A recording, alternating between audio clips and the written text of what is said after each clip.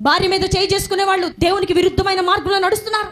బూతులు మాట్లాడేవారు దేవునికి విరుద్ధమైన మార్గంలో నడుస్తున్నారు.